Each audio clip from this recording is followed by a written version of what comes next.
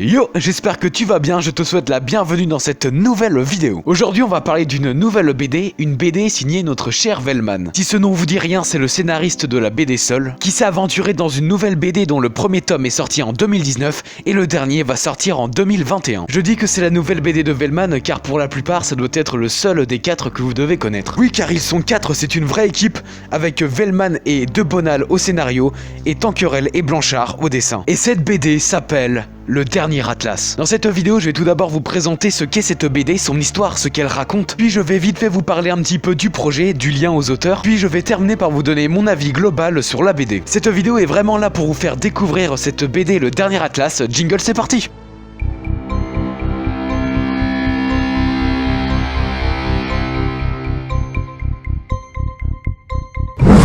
Alors le dernier Atlas, ça parle de quoi? Je vous lâche le synopsis. Ismaël Tayed est lieutenant dans un gang criminel.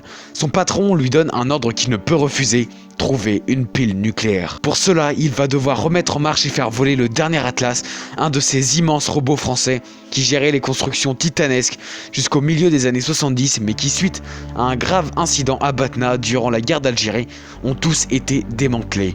À l'exception du George Sand. Au même moment, Françoise Alfort, ex-reporter de guerre, se retrouve confrontée dans le parc de Tassili à un phénomène écologique et sismique sans précédent qui va bouleverser l'équilibre du monde. Donc cette BD, c'est une BD d'action à suspense, un polar comme on l'appelle. Avant de donner mon avis, j'aimerais un petit peu parler du projet pour que vous voyez d'où ça vient et où la BD veut en venir. Le Dernier Atlas est donc une BD signée Velman, De Bonneval et au dessin Tanquerel et Blanchard. La BD se forme en une trilogie, chacun des volumes faisant 200 pages. Le premier volume est sorti en 2019, le deuxième en 2020 et le troisième est à venir en 2021. L'idée de ce Dernier Atlas date de 2003. En fait, cela faisait plusieurs années que Fabien Velman cherchait un moyen de parler de la guerre d'Algérie. Oui, car si je l'avais pas précisé auparavant, en fait dans cette BD on traite beaucoup la question de la guerre d'Algérie à travers le personnage principal et les lieux d'action. Et surtout le Dernier Atlas qui en est lié. Et si donc Fabien Velman cherchait depuis tant d'années à en parler, c'est parce que son père a fait la guerre d'Algérie. Et Fabien Velman racontait que c'était vraiment un sujet tabou dans la famille, de sorte que son père n'a presque jamais abordé le sujet. C'était donc un sujet qu'il voulait aborder depuis longtemps dans une œuvre. Malheureusement, le projet a eu quelques difficultés, n'arrivant pas à aboutir. Mais heureusement, le projet s'est relancé dans les années 2010 pour nous offrir à présent cette trilogie. Donc tout ça pour dire que c'est un projet de longue date. Mais que vaut cette BD? Je vous donne mon bref avis, c'est parti. Alors qu'est-ce que j'en pense?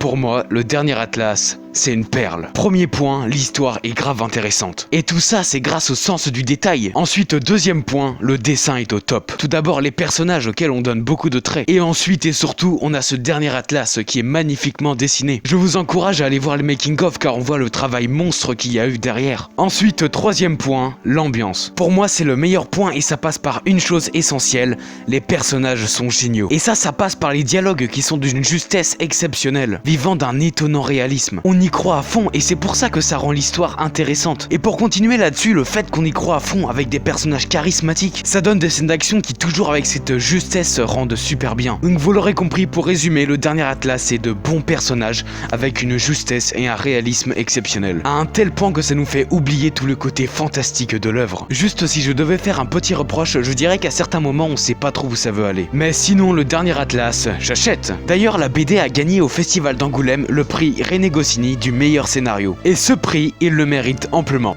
C'est donc la fin de cette vidéo, j'espère qu'elle t'a plu. Si vous êtes intrigué, sachez qu'on peut lire les 3 premiers chapitres du Dernier Atlas en ligne et gratuitement. Vous avez juste à taper le Dernier Atlas puis aller sur le site de Dupuis qui est l'éditeur de cette BD. Et là vous avez accès gratuitement aux 29 premières pages. Donc à tous les curieux, foncez. Juste petite mise en garde sur le fait que ce n'est pas une BD jeunesse et qu'il y a certaines scènes assez sanglantes. Pour la suite, à propos du prix René Goscinny, il se pourrait que vous entendiez parler du bonhomme à l'avenir sur la chaîne. Sinon pour la prochaine on se retrouve pour une critique du tome 23. Et oui, il arrive. Pour finir, dites-moi vous ce que vous avez pensé du Dernier Atlas et si vous êtes nombreux à lire cette BD. Car si vous êtes nombreux, il se pourrait qu'on réentende parler de cette BD sur la chaîne. À propos du 3e tome à venir. En tout cas, pour suivre mes prochaines, je t'invite à t'abonner. Sur ce, portez-vous bien, je vous dis à bientôt. Salut!